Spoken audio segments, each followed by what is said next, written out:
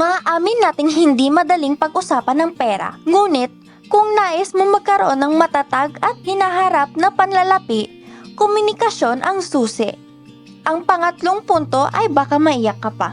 Bago ang anumang bagay, maghanap tayo ng isang tahimik na araw at oras sa bahay upang magkaroon ng ganitong sit-down at buksan ng iyong isip at puso sa lahat ng sinabi.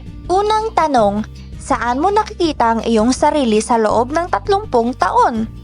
Nais naming itanong ito dahil ito'y nagbibigay daan sa amin upang makita kung ano ang iyong mga plano para sa hinaharap.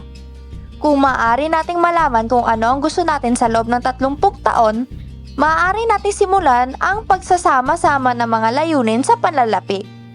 Sa pangalawang tanong, kailan mo gustong huminto sa pagtrabaho?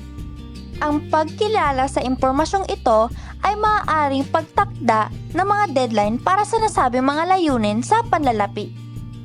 Kahit gaano kahalaga na malaman ang iyong mga layunin, ang pag-alam kung kailan dapat kumpletuhin ang mga ito ay mahalaga rin.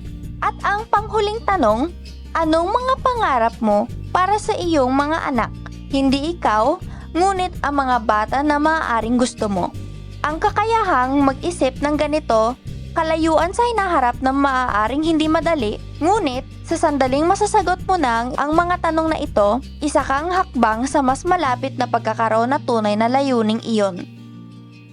Pagkatapos pag-isipan ang ilan sa mga tanong na ito, maaaring mas marami kang tanong kaysa mga sagot. Pero okay lang. Dito ay magsisimulang magplano para sa kanilang kinabukasan.